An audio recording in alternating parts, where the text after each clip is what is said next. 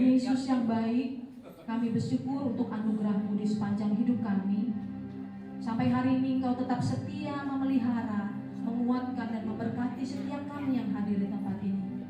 Tuhan, pada saat ibadah ini dimulai, biarlah hadirat-Mu memenuhi tempat ini dan memenuhi hati setiap kami. Kau menjamah hati kami Tuhan dengan kasih dan damai sejahtera-Mu. Kau memberkati setiap pujian, penyembahan, firman Tuhan, kesaksian, dan setiap pelayan yang bertugas Tuhan. Biarlah melalui ibadah ini iman kami semakin diteguhkan dan hati kami semakin dekat kepadamu. Kami serahkan seluruh rangkaian jalannya ibadah pada sore hari ini Tuhan, dari awal sampai pada akhirnya ke dalam tangan-Mu Tuhan. Di dalam nama Tuhan Yesus Kristus kami buka ibadah ini. Haleluya, amin. Silakan duduk kembali Bapak Ibu Saudara-saudaraku kasih. Hari ini kita mau diingatkan kembali bahwa dari dulu sampai sekarang kasih Tuhan tidak pernah meninggalkan kita. Kasih dan kesetiaan Tuhan tidak pernah berubah. Mari kita mau datang dengan hati ucapan, dengan penuh ucapan syukur. Kita mau mengingat setiap kebaikannya dan kesetiaannya dalam hidup kita. Kita menyatakan iman kita melalui pujian. Bapa, Engkau setia.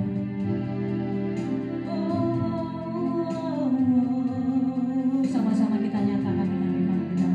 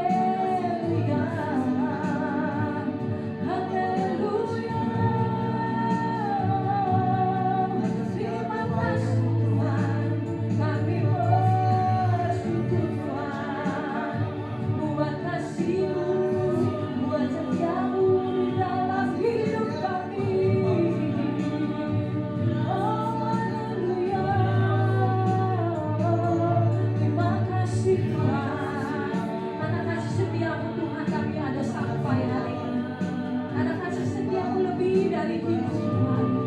Oleh karena itu kami mau terus memuji meninggikan nama-Mu. Terima kasih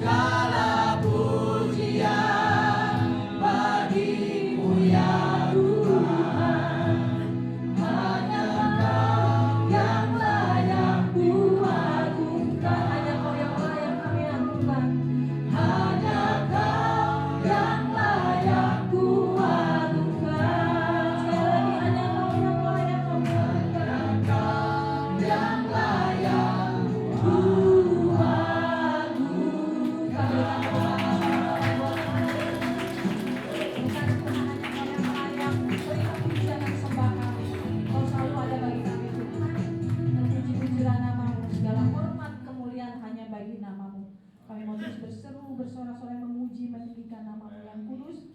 Bila ada kuasa yang bukan daripadamu, kami patahkan, hancurkan di dalam nama Yesus, nama yang penuh kuasa.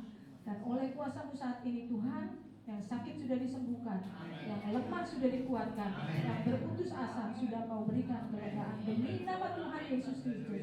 Yang siap untuk bersorak-sorai bersama-sama saya katakan amin. Sekali lagi berikan tepuk tangan. Coba lihat kanan kiri, depan belakang, kasih tos. Katakan Tuhan Yesus mengasihimu.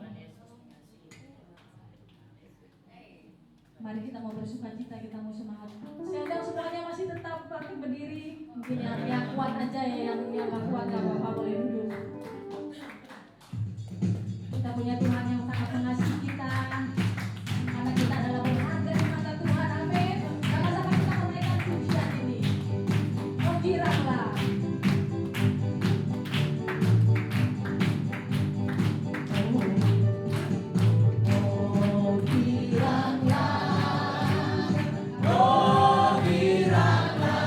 Yesus amat cinta pada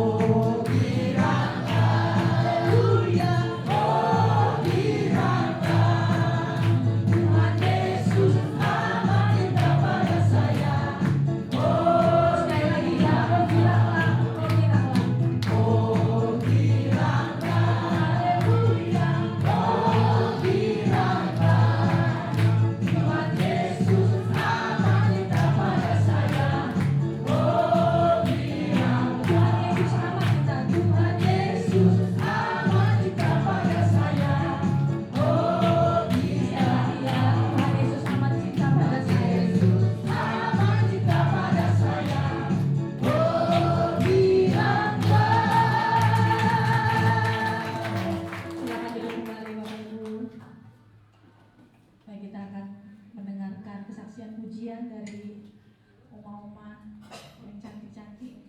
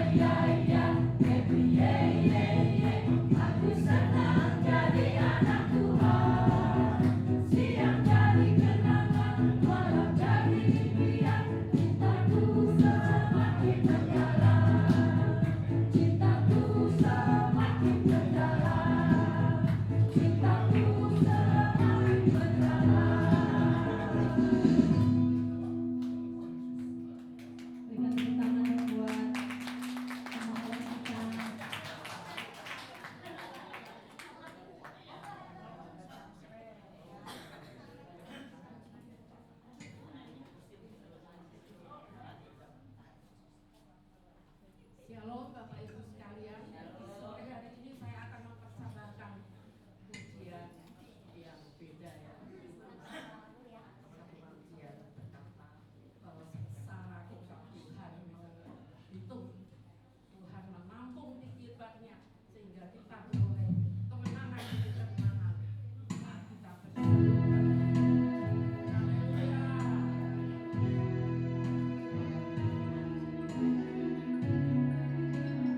Haleluya.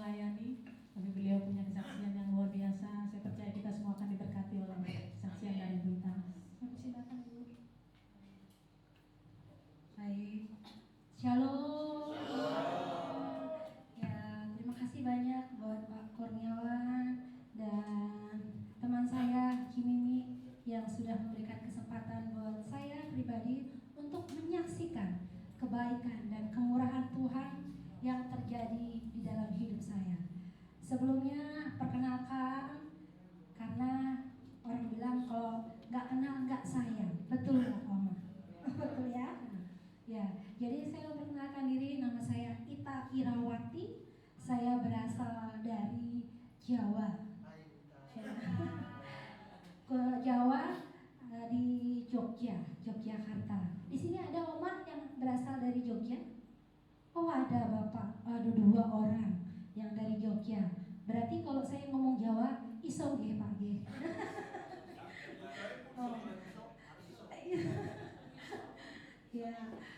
Dan saya punya 1 perempuan dan 5 laki-laki. Ya. Tapi cuma 1 suaminya ya, oma-oma. Enggak banyak. 1 aja suaminya udah 6. Apalagi kalau banyak ya. Ya, sebetulnya sebelum saya mengenal Tuhan, saya berasal dari seberang. Tahu ya, kalau saya ngomong dari seberang, pasti paham ya, ngomong apa di sini ya. Ya. Dan kita dulu menikah tanpa direstuin orang tua, karena kita masing-masing sebelumnya saling kuat-kuatan agamanya. Kalau kamu mau ke saya, kalau saya mau ke dia. Jadi saling tarik menarik. Akhirnya karena ada sesuatu hal, jadi suami yang masuk Islam, masuk Muslim, ya. Dan setelah berapa panjang waktu kita tinggal di Riau. Di Riau, di sana di daerah yang sangat terpencil, di sana belum ada lampu, masih dibantu oleh diesel. Tahu ya Bapak Ibu diesel sini ya. Nah, jadi kita di sana benar-benar di daerah pelosok, dan di sana saya mengajar sebagai guru SD. Dan singkat cerita, suami saya dulu Katolik, tapi Katoliknya hanya Katolik KTP-nya aja, ya. Mungkin setahun sekali dia ke gereja. Jadi nggak terlalu tahu tentang Tuhan kita. Jadi dia makanya masuk ke agama saya. Dan dia dulu pemabok, peminum, ya, perempuan, wah komplit kayaknya 1 paket. Betul nggak bapak-bapak di sini? Ada yang 1 paket? Iya, enggak ya. Kalau di sini saya percaya enggak ada. Adanya lelaki yang di luar sana. Amin ya. Ya. Dan yang lebih parahnya lagi, suami saya itu tukang pukul. Dia pukul saya waktu hamil. Biasanya kalau ibu-ibu tuh senangnya dielus-elus gitu ya, diperhatikan. Kalau saya lain elusnya pukulnya, ya, dipukul, benar-benar pukul dan ditendang. Wah, itu rumah tangga itu seperti apa kalau kayak begitu? Seperti di dalam neraka. Nah, waktu itu saya benar-benar sangat kecewa, dan saya tuh putuskan saya mau cerai. Karena siapapun perempuan yang di sini tempat ini pasti mau cerai kalau seperti itu ya. Ibu-ibu ya khususnya, setuju nggak Bu? Setuju ya? Oh nggak ada yang ada yang nggak setuju ya? Ya, saya dipukul, dia peminum, pemabok, pokoknya tidak ada sesuatu pun yang sepertinya saya mau pertahankan dia. Saya tetap mau ceraikan gitu. Tapi saya juga nggak mau langsung, saya berdoa dulu, saya minta petunjuk sama Tuhan. Saya berdoa dengan kepercayaan saya waktu itu. Jadi kalau di sana ada 5 ya, tapi itu kita lebih sholatnya lagi di malam, tengah malam. Ada yang tahu di sini namanya? Sholat tahajud, betul. Jadi di jam 12 malam saya sholat di situ. Saya khusus berdoa supaya Tuhan kasih petunjuk buat saya, supaya dia juga berubah. Dia mau menjadi suami yang penuh tanggung jawab, gitu. Tapi singkat ceritanya juga sekian lama ya. Jadi kalau dulu saya itu dipukul, saya juga orang yang nggak tipe diam. ya, dipukul saya lawan gitu. Jadi di rumah itu ada petinju-petinjunya gitu. Ya. Dulu kebetulan saya itu belajar taekwondo, jadi kuat gitu ya. Jadi mungkin ya karena suaminya kayak begitu, mungkin Tuhan izinkan saya belajar taekwondo gitu ya. Gitu. Tapi tetap namanya juga perempuan, tetap kalah. Nah, sudah saya berdoa, saya berlutut gitu ya. Tiba-tiba satu malam itu saya kurang tahu berapa lama ya saya sholat tahajud itu. Dan satu malam saya dimimpikan di dalam mimpi saya bertemu dengan satu sosok. Sosok itu tinggi besar, jubah putih panjang sampai ke tanah. Putihnya itu sampai ke tanah dan mukanya nggak kelihatan karena terlalu terang, terlalu silau. Mata saya itu nggak mampu menatap silaunya. Kalau ini kayak gini masih kita bisa ya, kita pandang gitu. Kalau itu karena silau banget, jadi saya nggak bisa. Cuman di dalam mimpi hanya yang saya dengar benar-benar jelas, hafalkan. Sampai 3 kali dia berkata begitu, hafalkan. Di dalam Yohanes 3 ayat 16. Karena begitu besar kasih Allah akan dunia ini, sehingga ia mengaruniakan anaknya yang tunggal, supaya setiap orang yang percaya kepadanya tidak binasa, tapi memperoleh hidup yang kekal.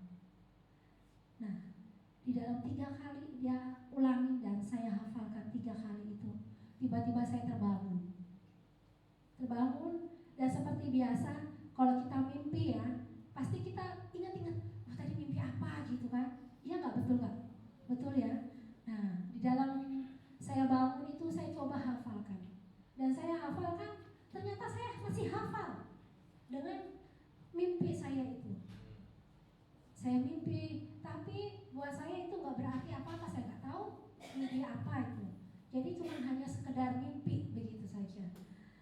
Terus suatu ketika, terus saya punya di Riau itu saya punya kakak ipar dari suami, ya.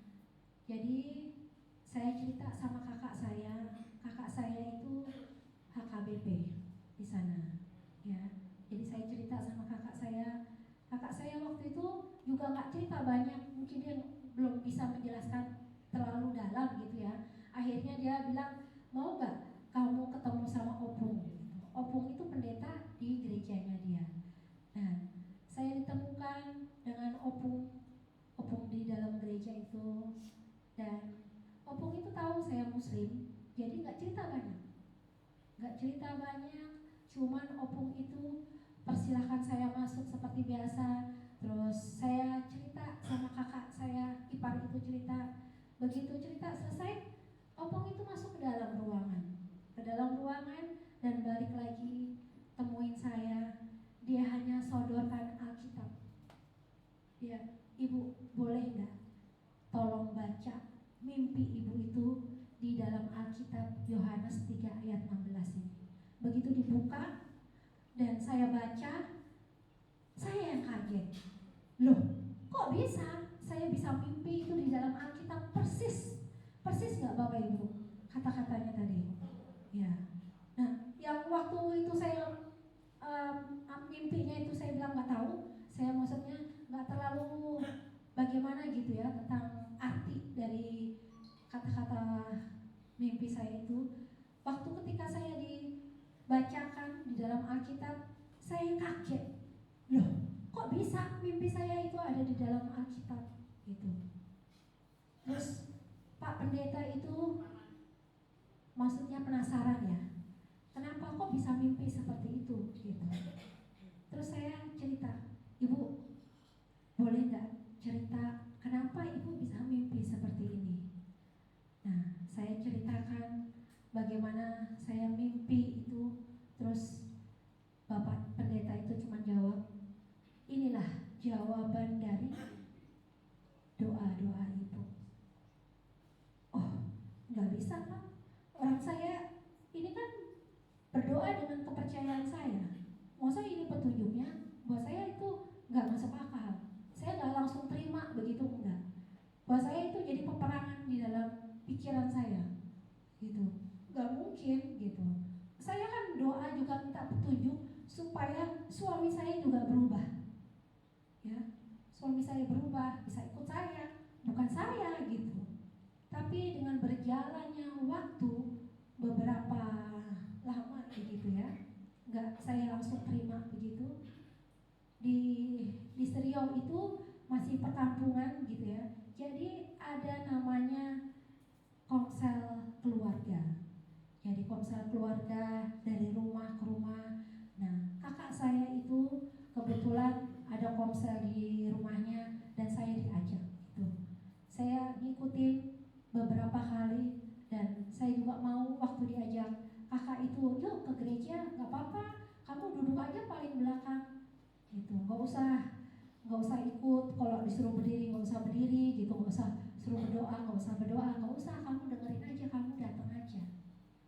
Nah buat saya ya udah, buat saya ya nggak apa-apa sih kalau cuma datang aja duduk di belakang gitu kan.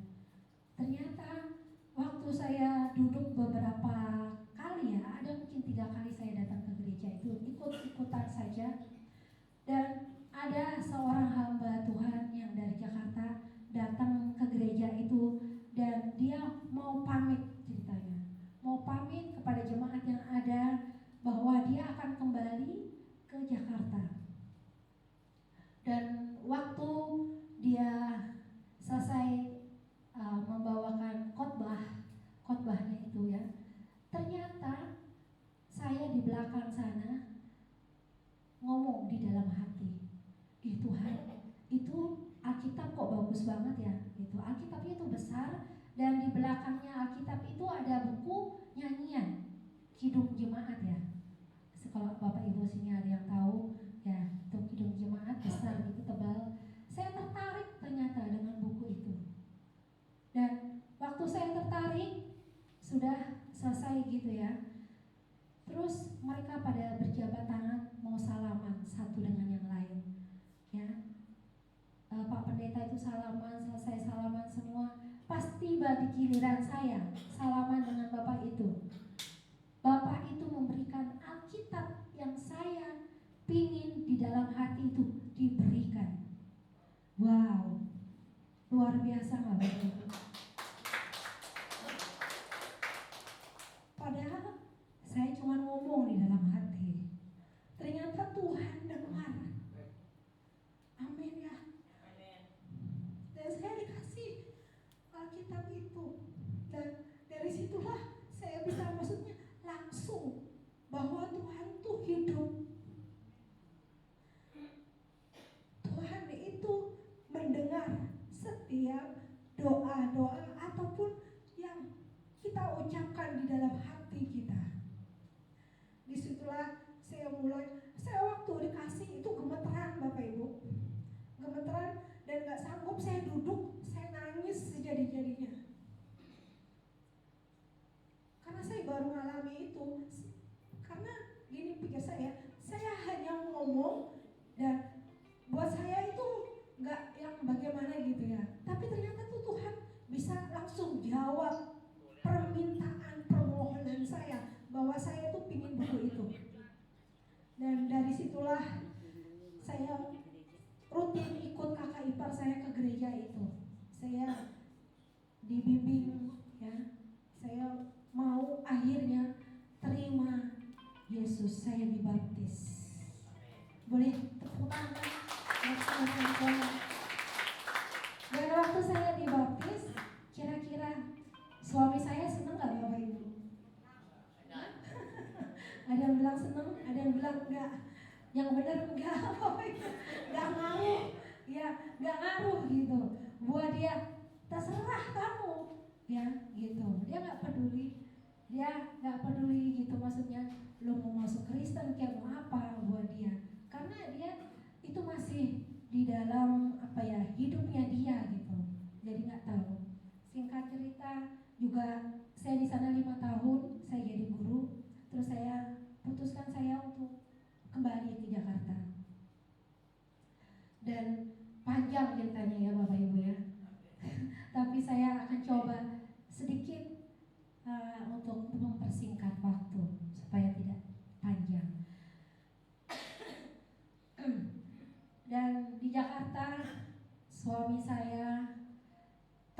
seperti itu, pukulin saya, ya, mabuk, judi, itu tetap karena karakternya dia seperti itu. Cuman ada yang bilang gini, kamu itu kok bodoh ya? Suami masih kayak begitu, tapi kamu hamil lagi, bingung gitu ya. Kok bisa gitu? Hamil terus gitu. Nah, buat saya karena Tuhan itu yang panggil saya, Tuhan yang pilih saya. Buat saya nggak terlalu pengaruh dia, ya. Saya tetap dengan iman saya. Waktu itu saya bilang, kalau saya pindah agama, saya harus lebih luar biasa lagi dari agama saya sebelumnya. Saya janji itu kepada Tuhan, saya mau lebih lagi. Saya nggak mau setengah-setengah. Kalau dulu saya bisa 5 kali puasa, ya, saya harus lebih dari itu, gitu. Tapi yang buat luar biasanya, Tuhan itu mengasihi kita apa adanya, Bapak Ibu. Amin. Bukan karena kita baik, bukan karena perbuatan kita cari pahala sebanyak-banyaknya kita masuk surga, bukan. Tapi karena Tuhan itu mengasihi kita. Amin.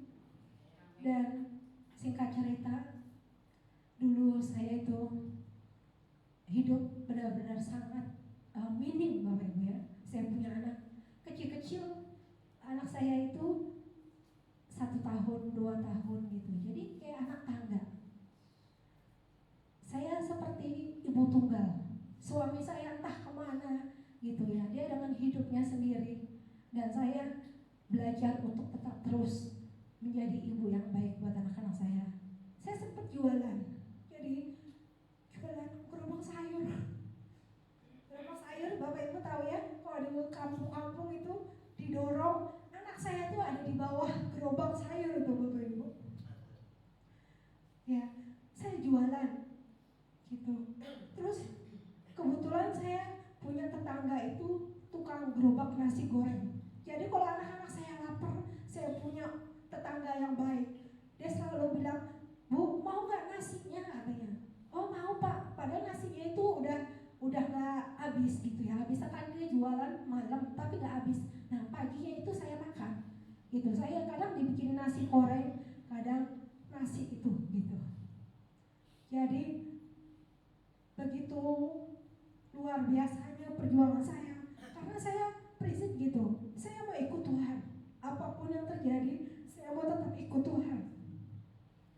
Orang tua saya bukan nggak ada, orang tua saya ada, Bapak Ibu. Jadi karena saya masuk Kristen, jadi kayak saya udah nggak merasa dianggap sama orang tua.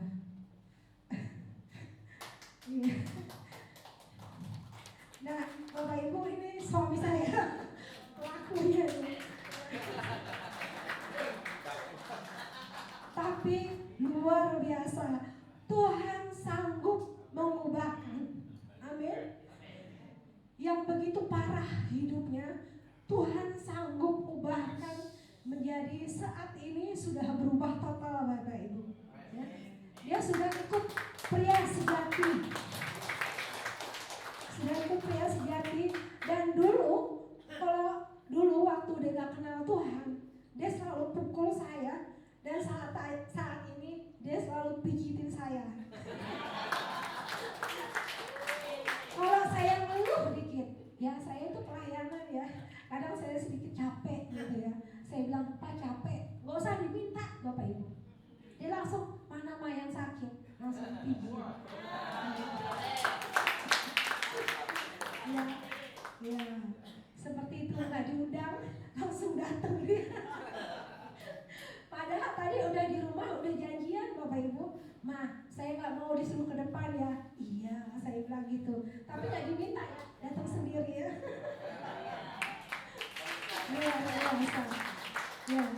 Ya. Jadi buat oma opa di tempat ini, tetap terus berharap sama Tuhan. Yang mungkin kita pikir nggak akan mungkin, tidak mungkin, tapi buat Tuhan itu sesuatu yang mungkin. Amin. Ya, apapun persoalan persoalan itu macam-macam. Ada kesehatannya, mungkin saat ini oma-opa ada yang sakit, ya, mungkin keuangan kita, keluarga kita. Tetap jangan pernah putus asa dan jangan tidak pernah berharap sama Tuhan. Jangan menyerah gitu ya. Tapi tetap terus berharap sama Tuhan bahwa Tuhan akan selalu menolong dan menyertai setiap langkah kita. Amin. Ya. Ada mau kata dua kata? Ya Bapak silakan. Kesan-kesannya. Salam semuanya. Shalom. Oke, terima kasih ya buat ibu-ibu, bapak yang berkati Tuhan. Ya, puji syukur ya. Mungkin ini salah satu doa kali ya. Dulu lagi saya masih SMP Pak. Saya itu sebenarnya saya kan sekolah di SD ya, SD negeri kan. Tapi ada setiap hari Jumat itu namanya ibadah bukan Kristen gitu yang Kristen ya kan, ada 5-6 orang kan. Iya.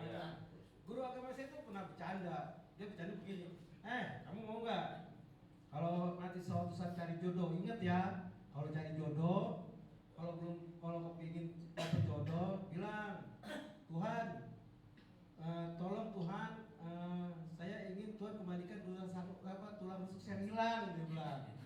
Nah kalau sudah punya pasangan tapi belum nikah ya, masih pacaran, bilang Tuhan jadikan dia ini tulang rusuk saya hilang, katanya gitu. Nah diambil dia korek, ya kan, nih coba nih korek dipatahin, udah korek satu lagi dipatahin lagi, coba kalau satu korek bukan yang lain, nggak cocok katanya. Tapi kalau yang satu korek tadi cocok katanya, ya kan? Dia bisa terinspirasi dari itu. Akhirnya saya pacaran dia bang, saya pacaran 4 tahun, putus nyambung ya kan. Di pacaran pun saya sudah pukulin dia, karena bapak saya Flores ya kan, ibu saya Surabaya, Jawa ya kan. Bapak saya tuh sipir penjara, iya sampai pensiun. Nah saya lihat itu bapak saya tuh sering pukulin ibu saya. Iya, saya mungkin kalau adanya video papi gitu ya kan. Nah, sementara saya juga sering dipukulin anak-anaknya. Jadi karena saya lihat seperti itu, jadi ketika saya nikah ya saya pikir tuh wajar lah, dia kan istri saya ya kan. Kalau salah saya marah ya saya pukul aja, wajar, pikir saya begitu aja. Iya, jadi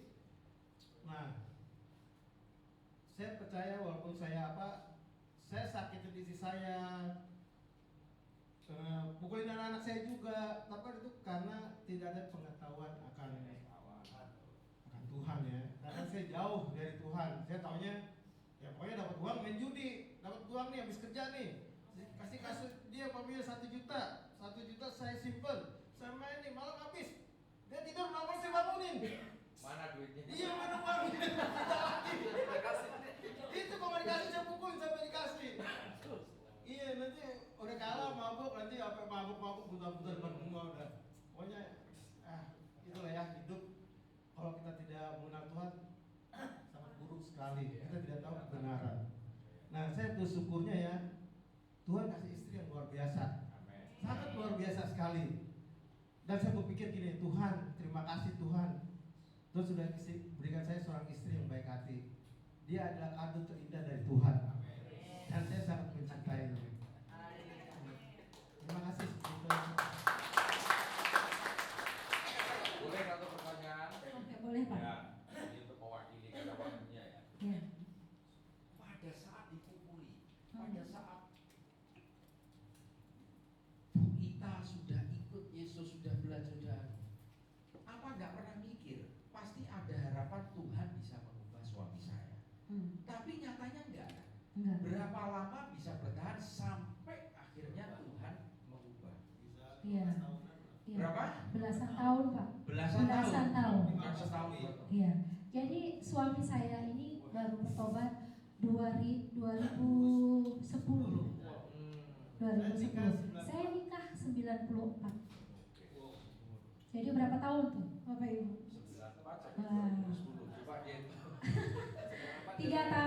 3 tahun ya. Itu saya belum Kristen. Saya mau cerai. Ketika saya sudah dibaptis dan saya ikut Tuhan, saya nggak mau. Saya ini aja aja, fokus sama anak-anak sama saya gitu kan, nggak mau cerai, saya biarin dia, tapi saya tetap berdoa. Kalau saya mau ke gereja, saya dianterin sama dia, cuman dia nggak mau masuk ke gereja, jadi cuma nganter gitu aja. Ya, kalau kita dipukul, Bapak Ibu, separah-parahnya ya, saya pernah siram dengan apa minyak tanah. Itu kita berantem hebat. Berantem hebat. Kita itu berantem hebat nih, ya kan? Anak-anak lagi pada tidur nih, ya kan? Nah dia ngambil minyak tanah, dulu masih banyak minyak tanah kan? Disiram badan dia bilang, udah kamu bunuh diri aja, katanya. Saya kasih korek aja, dikorekin gitu. Ketika saya nyiram diri saya sendiri pakai minyak tanah itu ya, terus suami kasih korek, saya bilang bodoh amat ya. Orang dia yang ini, kenapa saya yang menyiksa diri saya? Baru saya sadar dia ngasih korek, kurang ajar gitu ya. Kurang ajar juga dia ya ternyata gitu ya. Jadi saya enggak gitu. Puji Tuhannya saya tetap gini. Kalau Tuhan yang panggil kita, apapun yang terjadi, itu kita punya iman yang kuat. Amin. Saya kenal Tuhan bukan karena dia, Yes. karena dia nggak bisa jadi contoh. Ini bukan bisa menjadi Kristen gitu, terus saya melihat, wih ada Tuhan yang gini, saya ikut, enggak. Orang lain kalau tahu saya masuk Kristen itu gara-gara dia, padahal buktinya bukan. Salah banget kalau saya masuk Kristen karena dia nggak bisa kasih contoh, nggak kasih. Masih ada waktu dikit Pak? Boleh. Oke, begini Bu ya, kenapa sih saya bisa berubah? Kan intinya begitu Pak ya. Ya. Nah, saya bisa berubah itu karena komunitas. Nah, jadi di Jakarta kan. Nah, isi saya mulai dia tuh rajin ya kan, konser. Saya pulang, saya dulu naik bajai 10 tahun di Pakaputih, Pakamas. Itu dari tahun 2000 sampai 2011 saya naik bajai. Ya kan? Nah, tahun sendiri kan bajai kan itu kan apa impakasi dari tukang beca apa semua karena itu bajai, jadi judi apa di situ semua kan pergaulan. Jadi saya nggak pikirin dia lagi lah, saya tadi di luar main judi pulang ya, hubungan gimana. Nah jadi saya pulang, kok istri nggak ada di rumah ya kan, malam baru pulang. Udah dari mana kamu? Komsel apa sih? Ya komsel lah, kumpulan apa ibadah gitu katanya. Nah terus suatu beberapa hari kemudian ada nih, saya lagi di rumah, ada nih orang jenis ya kan, teman komsel dia datang. Saya lihat cantik banget nih, saya malu dong ya, saya lupa, saya kabur. Pas udah pulang semua saya tanya, oh itu komsel ya, komunitas selebritis, saya bilang. Iya kan.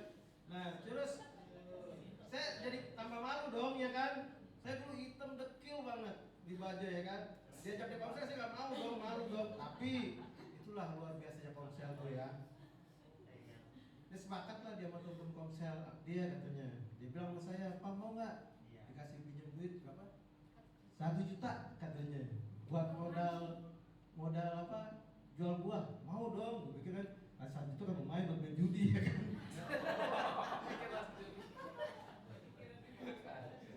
Jadi tapi kamu harus datang komsel katanya. Asal kamu datang dikasih 1 juta katanya.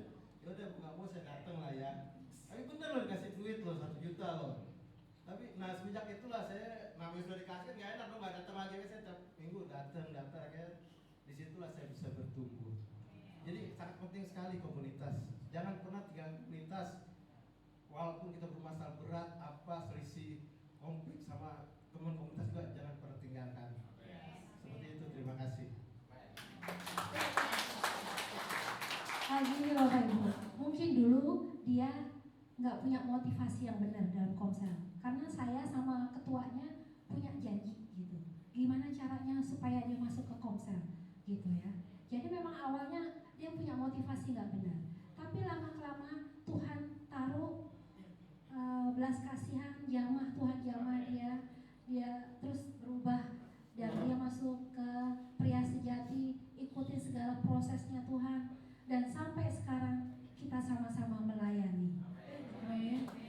Saya melayani di penjara, saya melayani di Abalov, dan dia juga melayani di pria sejati di Abalov. Sekian, terima kasih Tuhan.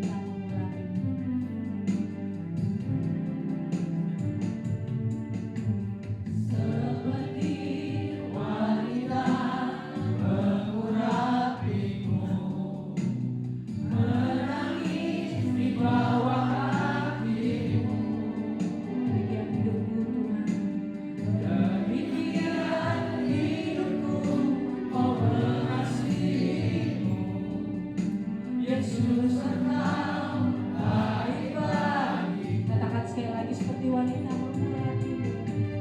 Seperti wanita mengurapimu, menangis di bawah kasih-Mu. Kami mau mengasihimu lebih lagi Tuhan.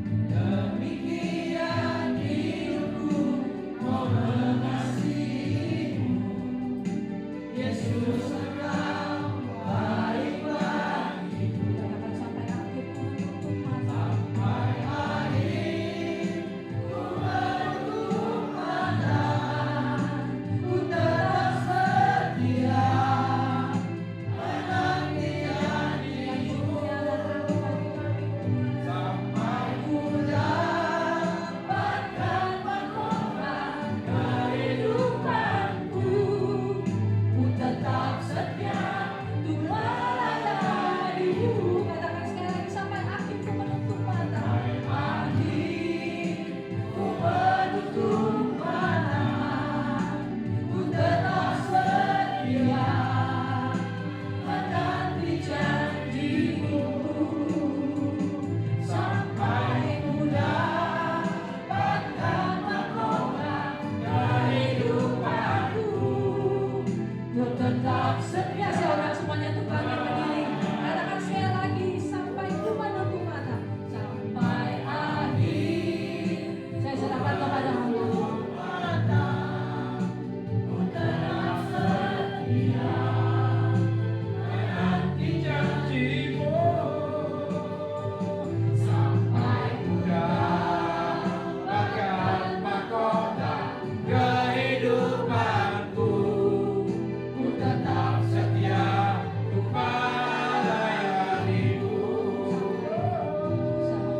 Ku tetap setia untuk melayani-Mu. Ku tetap setia untuk melayani-Mu.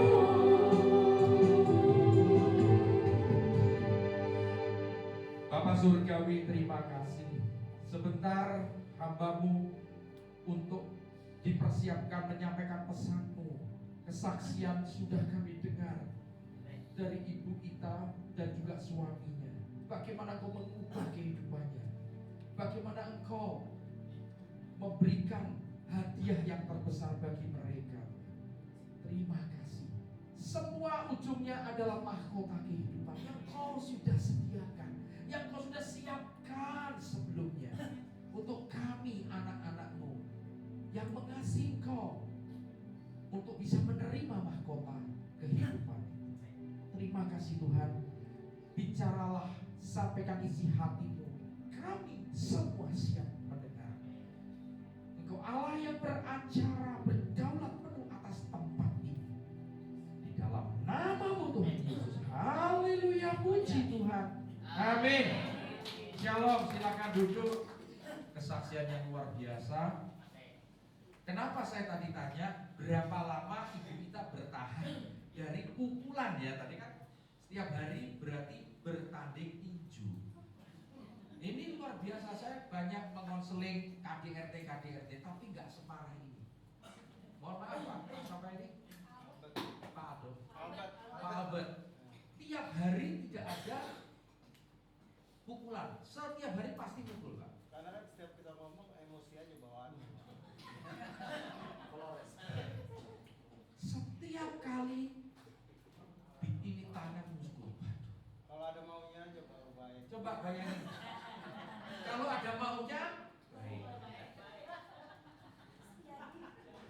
Jadi Bapak Ibu, Pak yang terkasih, kalau hanya dimaki, kalau hanya mungkin ya ditegur, udah kesinggung. Ini bukan ditegur lagi loh, ini dihajar.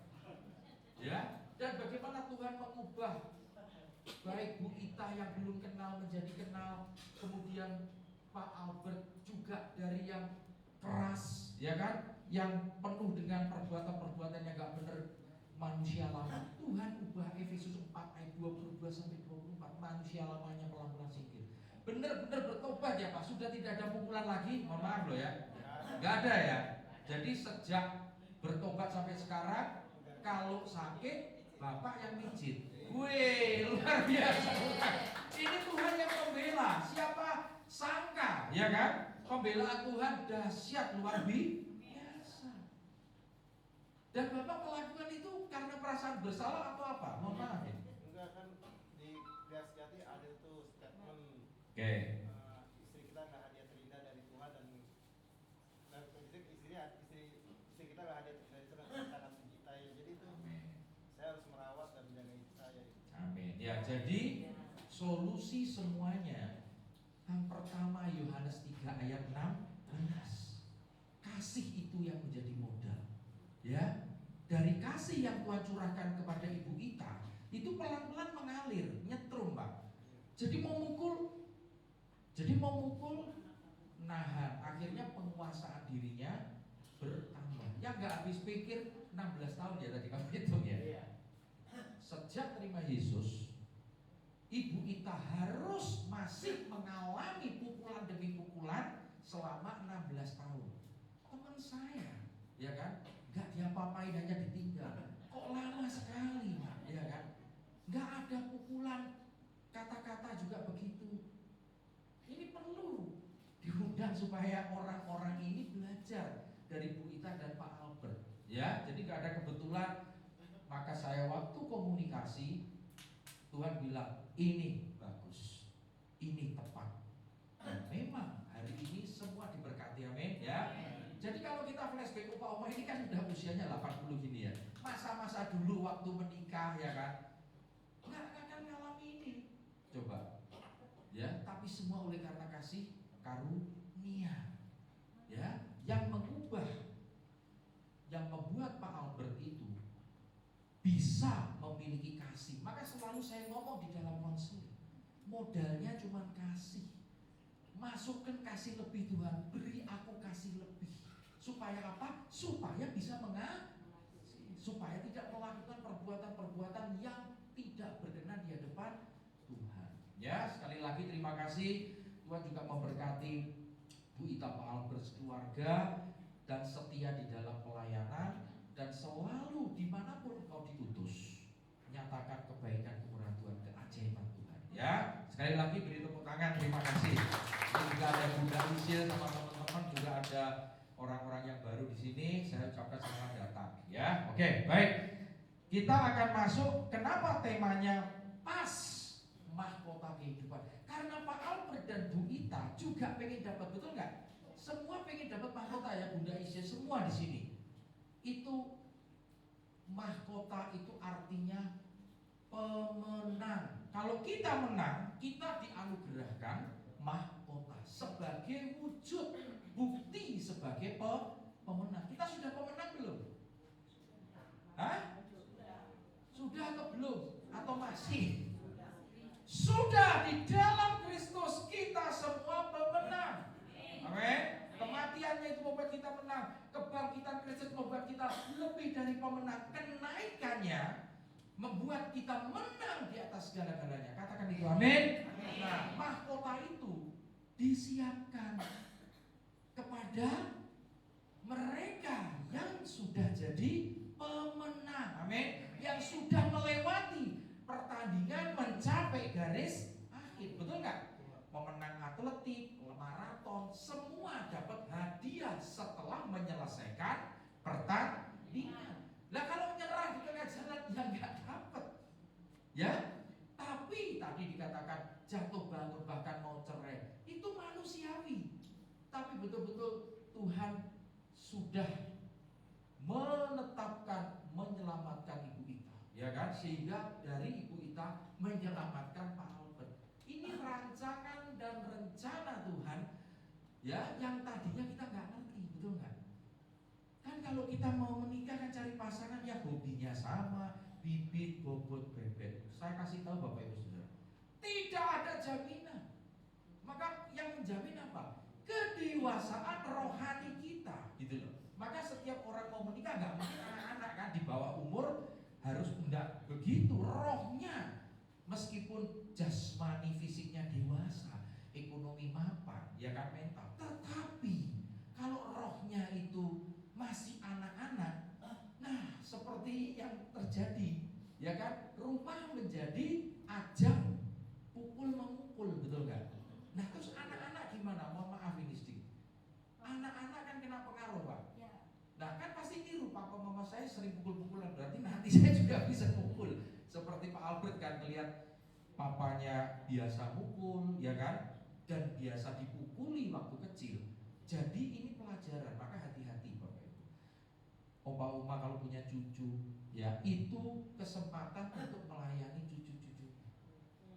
Ya, jadi mungkin orang tuanya sibuk, dititipkan, haleluya. Jangan, aduh saya pengen happy-happy, ada cucu lagi, gua gak bebas. Salah, ada rencana Tuhan di balik itu, betul? Beri yang terbaik kepada cucu. Mungkin aku tidak memberi mendidik anakku, ya karena aku juga belum kenal Tuhan dulunya, betul? Sehingga, nah sekarang aku sudah kenal, aku mau didik anakku, betul nggak? Aku mau ajari anakku untuk mengenal Kristus.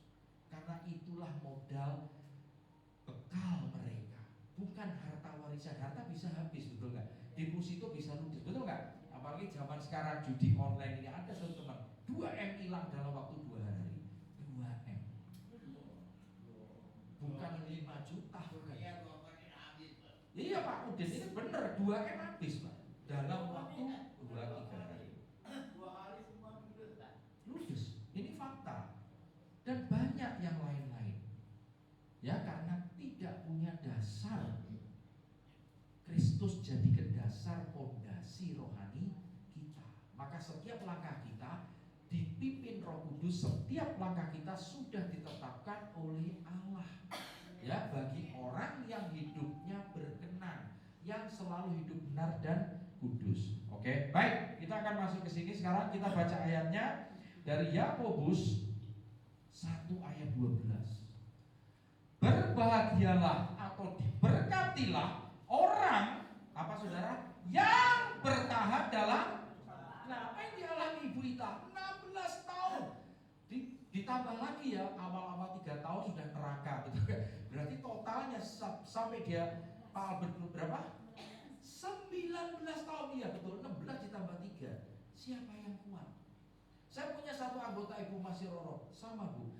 Pada saat dia hamil, ditendang sama suaminya, dia baru masak di depan wajan. Tahu wajan ya? Wajan itu tempat goreng itu loh. Minyaknya itu masih, dia bilang, saya ingat Pak Kurniawan, saya baru goreng ikan.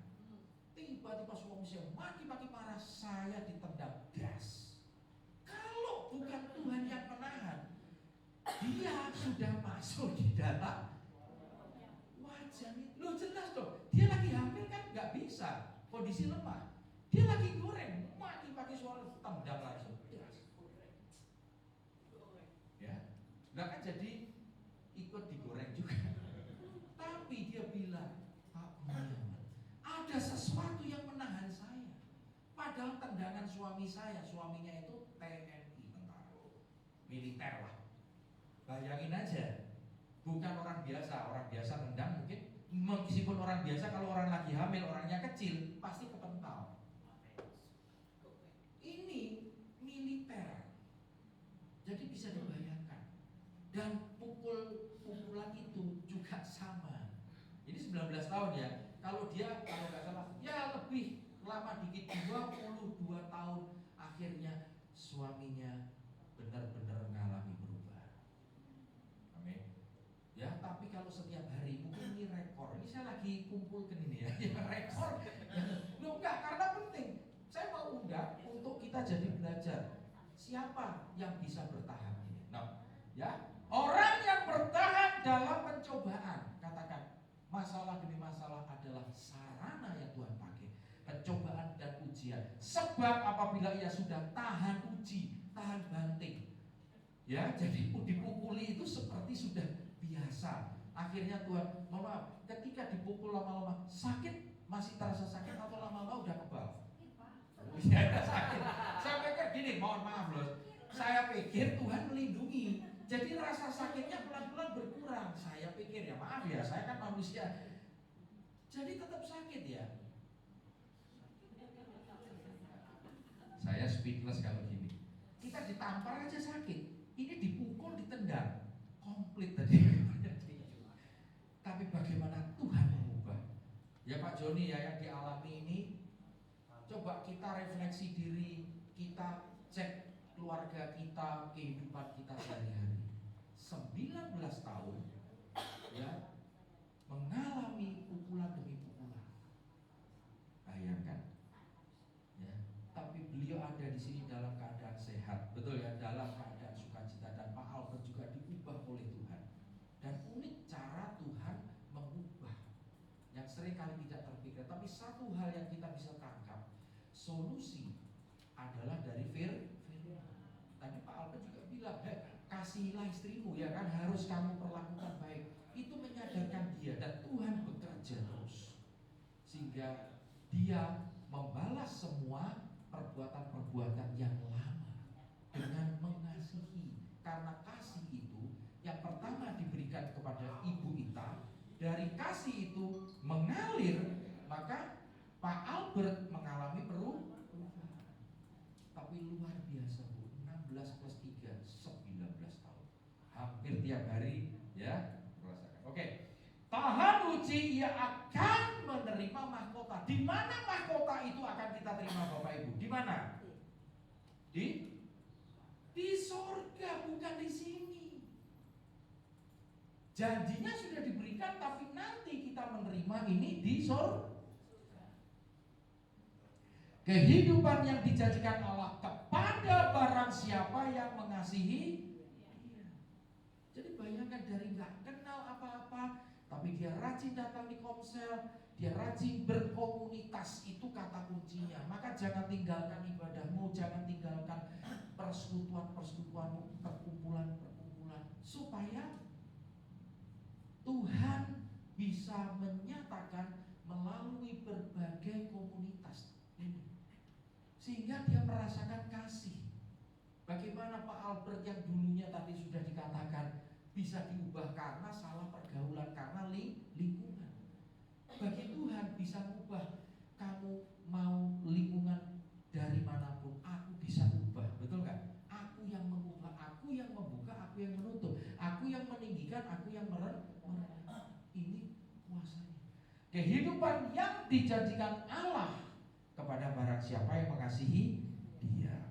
Amin. Oke, kita lanjutkan. Ada 3 makna, saya nggak usah lama-lama, poin-poin aja. Yang pertama, makna meraih mahkota kehidupan, kita harus mampu bertahan di dalam ujian. Ya, dalam segala hal, Tuhan, Engkau pegang kendali atas hidupku. Tuhan, Engkau Allah yang berdaulat penuh atas hidupku. Gerak-gerikku, pikiranku, tindakanku selalu dimonitor oleh Tuhan.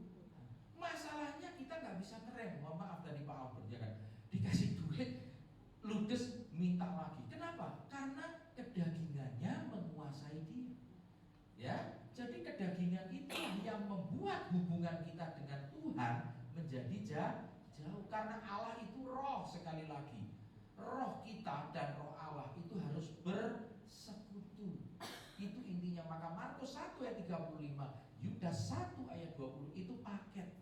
Baca, renungkan, resapi, hayati, dan lakukan. Okay? Oleh dia kita juga beroleh jalan masuk. Jalan masuk oleh iman kepada kasih karunia. Di dalam kasih karunia ini kita berdiri dan kita bermegah dalam pengharapan akan menerima kemuliaan Allah. Akan menerima kemuliaan Allah. Jadi Paulus itu mengalami siksaan, penjara, disesah, penderitaan terus-menerus. Kenapa dia kuat? Bahkan dia bermegah di dalam kesengsaraan yang akan menimbulkan ketekunan. Ketekunan akan menghasilkan tahan uji akan menghasilkan apa? Pengharapan. Baca kitab Roma. Amin. Saya ngalir aja sudah ya. Ini sehingga ada pengharapan. Ya, meskipun yang dialami oleh Ibu Ita ini sangat berat, tapi masih ada pengharapan. Amin. Karena dia berkomunitas orang-orang yang menyupport, membangun rohani, betul nggak? Bukan yang sebaliknya. Maka saudara harus memilih komunitas yang sehat, komunitas yang mau membangun sesama saudara iman kita. Ya, jelas ini ya. Nah ini. Malah bermegah dalam kesengsaraan kita. Karena kita tahu bahwa kesengsaraan itu menimbulkan ketekunan, dan ketekunan menimbulkan tahan uji, dan tahan uji menimbulkan pengharapan. Ini. Jadi yang tadinya sudah nggak ada harapan, udah nggak mungkin. Seringkali begini ya, kamu nggak mungkin berubah dah. Itu salah. Minum dulu.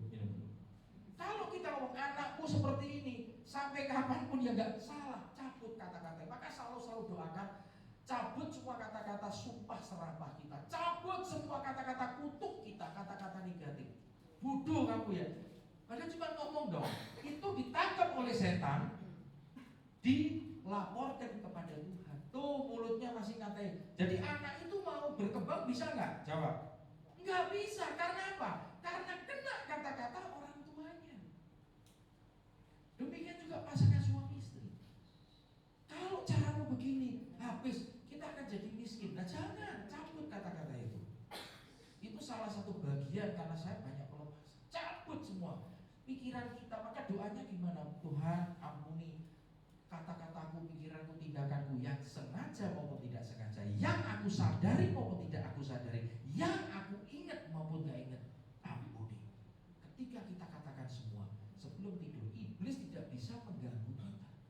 Tuhan ngomong, loh dia sudah minta ampun. Oke Tuhan pamit ya, itu dia. Tapi kalau kita lupa doakan itu dan iblis ambil, itu dia curi sukacita kita, damai kita, dia laporin. Semakin banyak laporan, mohon maaf, artinya apa? Semakin kita kehilangan sukacita. Ngerti saudara?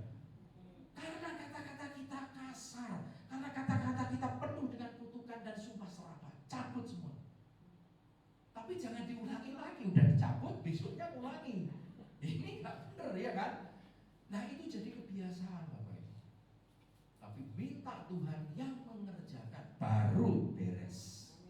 Ya, bukan kita, bukan usaha kita, bukan kita ke psikiater, bukan kita ke psikolog, bukan kita ke pokoknya tidak akan bisa menyelesaikan. Hanya Tuhan sumber yang bisa menyelesaikan setiap persoalan yang sedang kita hadapi. Amin ya. Jadi jelas.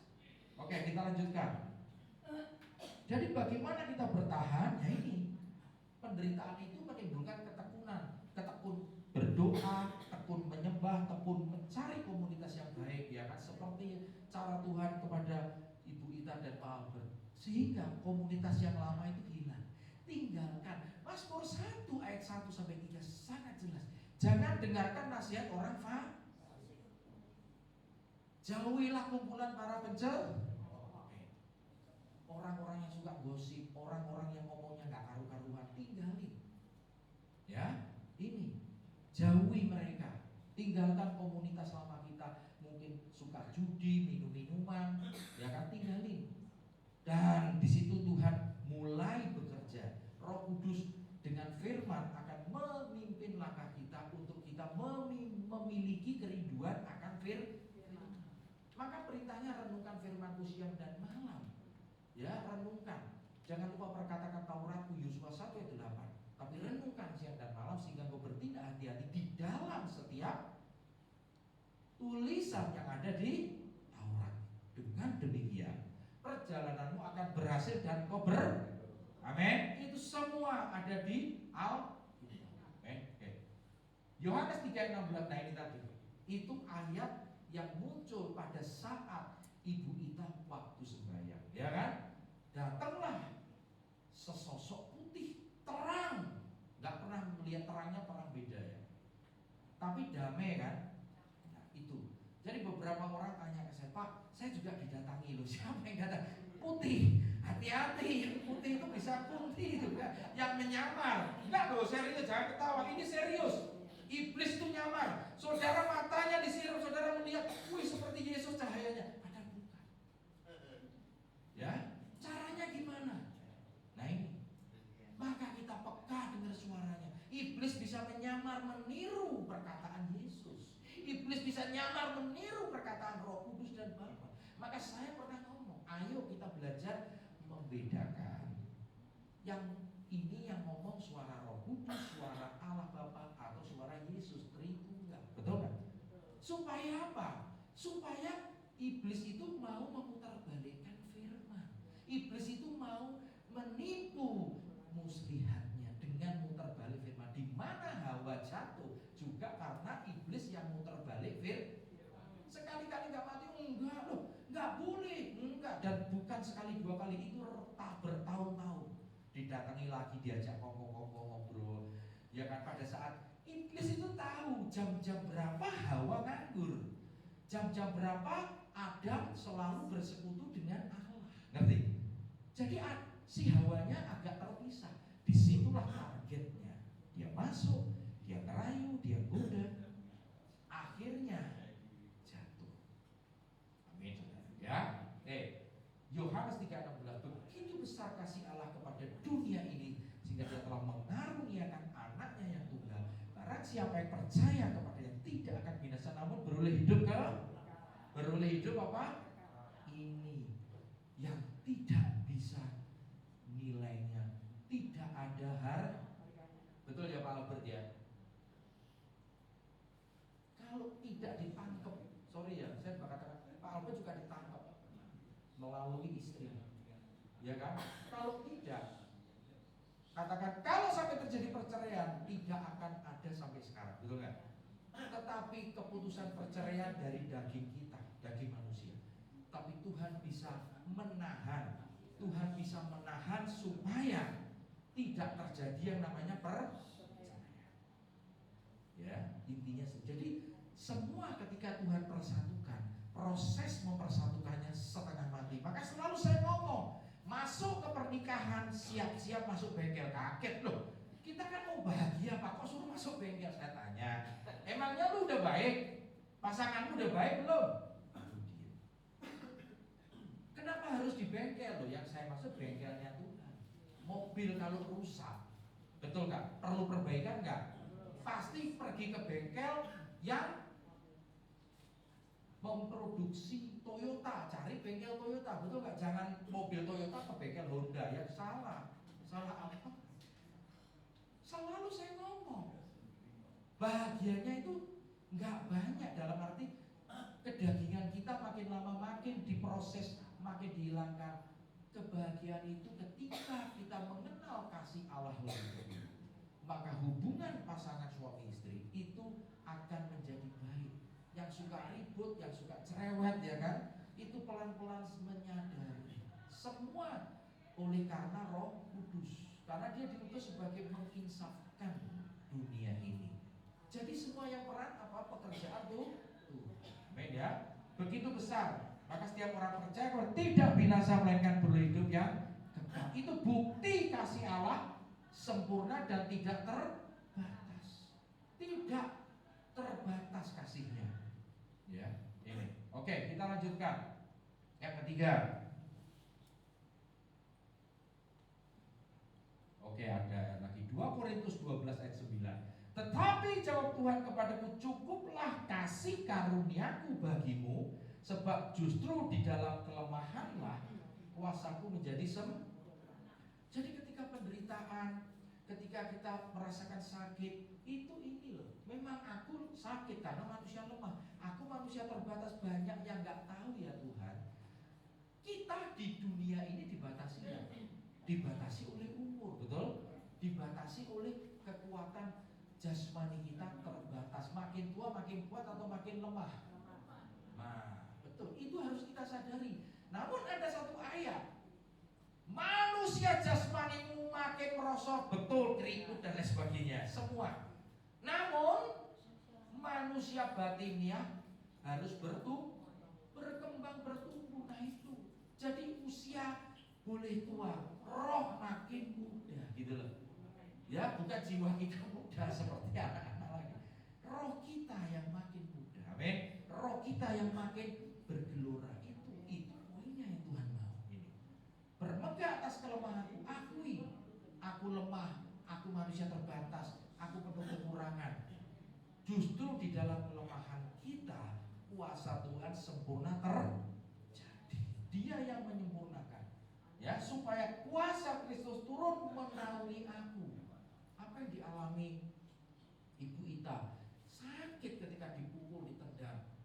Tapi kasih karunia Allah yang diberikan oleh Tuhan kepada Bu Ita yang membuat dia bisa bertahan.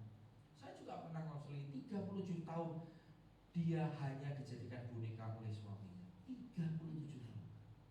Bahkan suaminya bawa selingkuhan di rumah. Kenapa? Apa yang membuat dia berubah? Sampai akhirnya Tuhan membela dia. Kenapa harus nunggu 37 tahun? Ya, ketika ditangkap suaminya, masuk di penjara. Dan polisi mengatakan, panggil suami, panggil istri. Gak usah Pak, saya jaminannya ini asli saya nggak butuh itu. Saya butuh tanda tangan istri. Loh Pak, ini lebih dari itu. Pembelaan tuh, karena selama 37 tahun dia, ya KDRT-nya nggak sebanyak Bu Ita, tapi sangat amat menyakitkan. 37 tahun bukan waktu yang pendek. Amin. Ya, dan Tuhan akhirnya memenangkan dia. Suaminya tunduk, suaminya minta maaf. Karena sampai kapanpun aku tidak akan minta.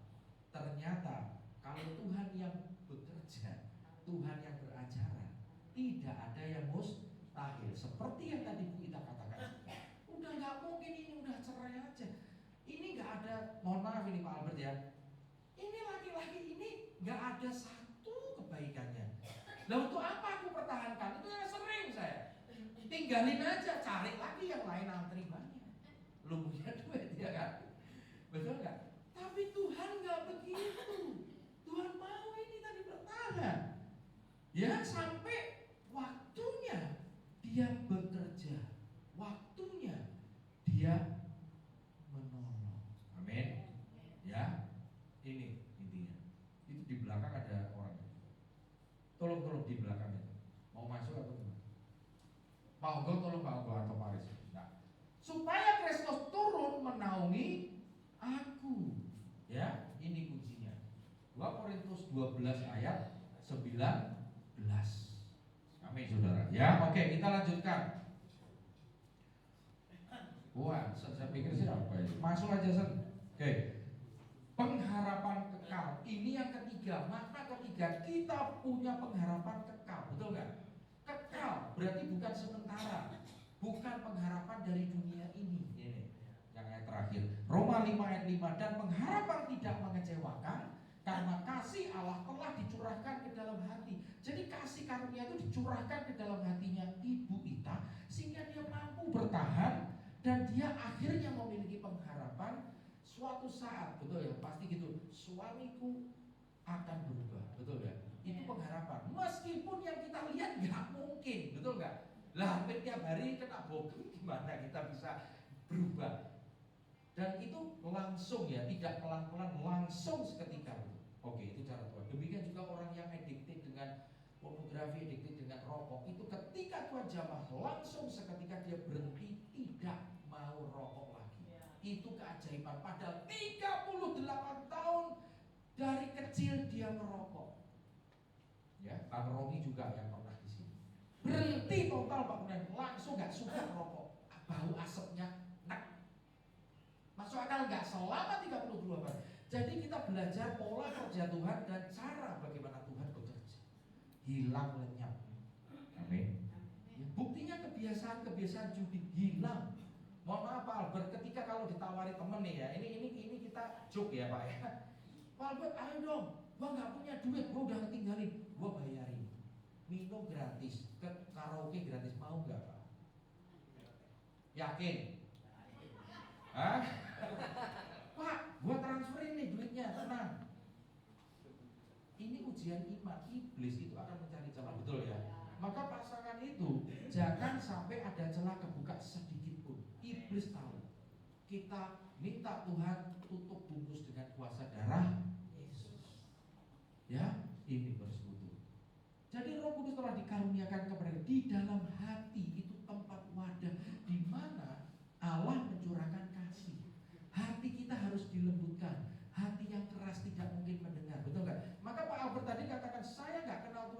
karena selama ini hatinya keras. Hanya hati yang lembut yang bisa menerima firman. Pesan Tuhan bisa kita tangkap, kita terima kalau hati kita lembut. Ya kan? Maka Tuhan mengatakan pikulah kuk yang kupasang dan belajarlah kepadaku. Itu renungan firman. Sebab apa? Aku rendah hati dan lemah lembut, maka jiwamu akan itu rahasianya. Jadi kita harus melembutkan hati dulu untuk bisa menangkap, mengerti kebenaran firman. Baru kita bisa menerima seperti yang dialami Bu Ita. Kalau dipikir keluarga juga mungkin tinggalin aja, betul nggak? Mohon maaf, kamu menikah dengan manusia atau siapa ya kan, yang terus tiap hari. Tapi Tuhan sayang dengan Pak Albert dan Ibu Ita demikian juga. Amin. Yang tidak mungkin menjadi mungkin. Amin saudara ya. Jadi ini 3 makna dari bagaimana kita untuk mendapatkan mahkota kehidupan. Itu langkah-langkahnya. Segera kita persiapkan. Kemarin minggu lalu mempelai Kristus, bagaimana sudah siap nggak kita menjadi mempelainya, betul nggak?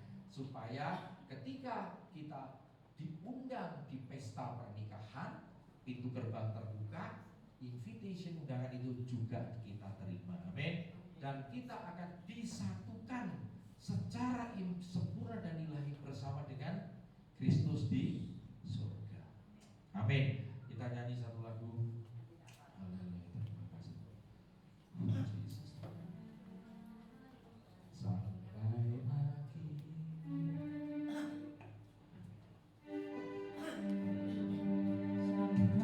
Akhir ku menutup mata, ku tetap setia menanti janjimu sampai ku dapatkan mahkota kehidupanku. Ku tetap setia untuk melayanimu sampai akhir.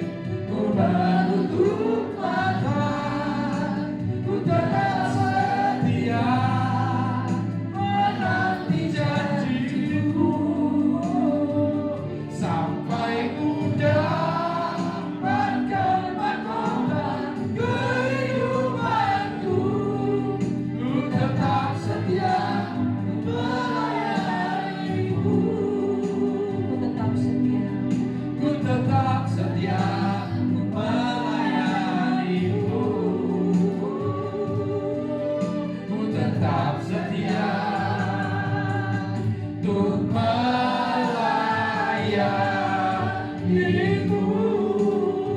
Haleluya, terima kasih Bapak Surgawi. Kami mengakhiri ibadah sore hari yang indah ini.